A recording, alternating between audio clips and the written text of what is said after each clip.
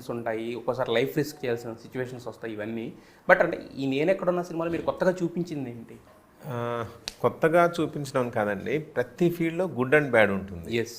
So పర్టికులర్గా నేను ఈ జర్నలిజం గురించి ఎందుకు డిస్కస్ చేయాల్సి వచ్చిందంటే, ఒక డాక్టర్ వల్ల ఒక థౌజండ్స్ ఆఫ్ పీపుల్ సేవ్ అవ్వచ్చు, లేదా ఒక ఇంజనీర్ వల్ల కొంతమంది ల్యాక్స్ ఆఫ్ పీపుల్కి ఏదో సంథింగ్ యూజ్ ఉండొచ్చు.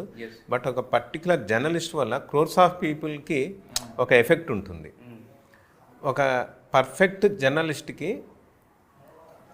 అంటే వాళ్ళని చూస్తే ఒక కరప్టెడ్ పొలిటీషియన్ అని ఎవరైనా భయపడాలి.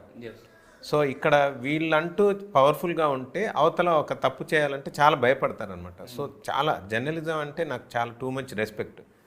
అట్లాంటి అదే నేను అనేది, ఇప్పుడు మీరు చెప్పిన ఈ పాయింట్స్ అన్నీ కూడా ఇప్పుడు first time you are taking a film on journalist అంటే దట్స్ ఓకే. బట్ చాలా సినిమాలు చూసాం కదా మనం ఇప్పటి వరకు. రీసెంట్గా కూడా వచ్చింది మన ప్రతినిధి 2 కైండ్ ఆఫ్ సినిమాలు చూసినా కూడా అంటే ఒక్కొక్క దాన్ని మోటో కానీ డ్రైవ్ కానీ సపరేట్గా ఉండుండొచ్చు. బట్ ఒక సినిమా మనకి కరెక్ట్గా కనెక్ట్ అవ్వాలి అంటే కనుక ఒక 10 సినిమాల్లో వచ్చినప్పుడు మన గుర్తుండాలంటే it has some special elements కదా. సో ఆ కొత్తదనం కానీ లేదంటే ఆ స్ట్రైకింగ్ ఎలిమెంట్ ఏంటి సినిమాలని అడుగుతున్నాను. ఇందులో పర్టికులర్ స్ట్రైకింగ్ ఎలిమెంట్స్ లాగా అంటే నేను వాంటెల్ రివీల్ చేయట్లేదు కొన్ని పాయింట్స్.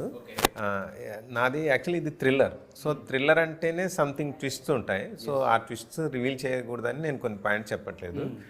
మీరు ఈ పర్టికులర్ జర్నలిజం ఇష్యూ బేస్లో నడుస్తున్న దాంట్లో చాలా సిన్సియర్గా ఫైట్ చేసే జర్నలిస్టుల్లో ఊహించని ట్విస్టులు చాలా జరుగుతుంటాయి కథలో. అవి చాలా ఇంట్రెస్టింగ్గా ఉంటాయి అన్నమాట.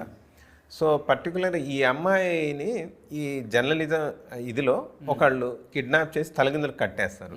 ఈ తలకిందులు కట్టేసిన ఈ అమ్మాయిని ఎవరు కట్టేశారు, అసలు ఎవరు కిడ్నాప్ చేశారు అనేది మనకు సినిమా క్లైమాక్స్ వరకు ఎవరు ఇమాజిన్ చేయలేరు.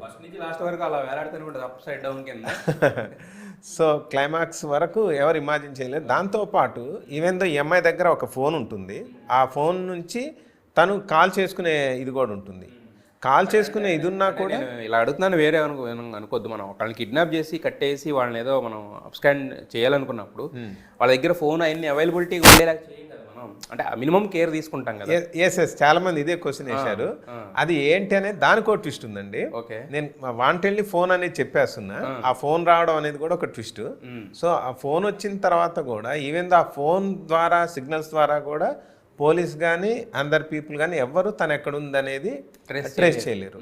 దానికి టెక్నికల్గా అవతల వాళ్ళు చాలా అడ్వాన్స్డ్ టెక్నాలజీ తోటి తను ఎక్కడుందనేది కనిపెట్టలేరు. సో ఈ అమ్మాయి అసలు ఆ ఫోన్ త్రూ నేను ఎక్కడున్నా అనేది తను ట్రేస్ చేసుకోవడానికి దానికి పోలీస్ కావచ్చు, రకరకాల వాళ్ళు కావచ్చు.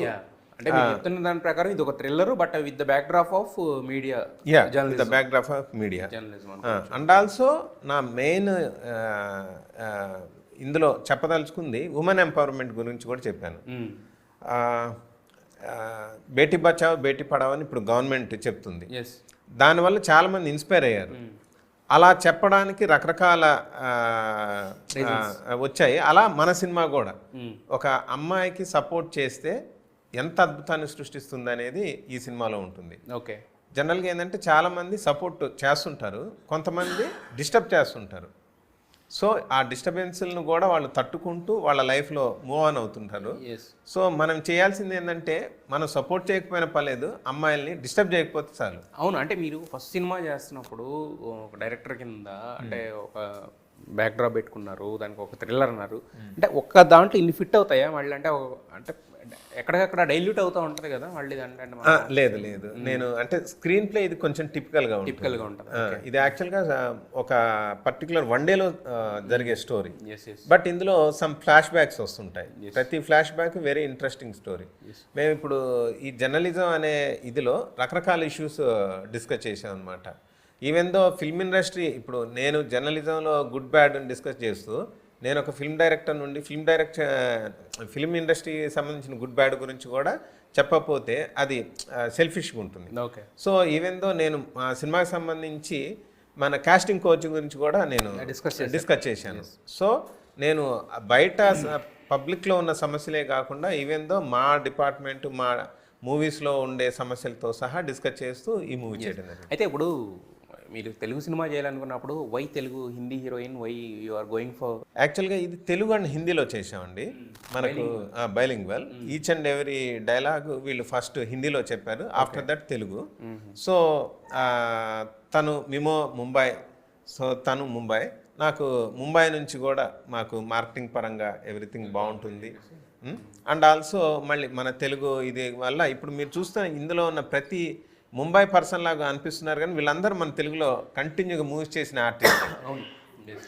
ఆల్ ముంబై విలన్స్ అంతా మనకు రెగ్యులర్ తెలుగు విలన్స్ లాగా ఉంటారు. పుట్టి పెరిగింది ముంబై కానీ బట్ రౌడీజం చేసింది అంతా కూడా తెలుగులోనే.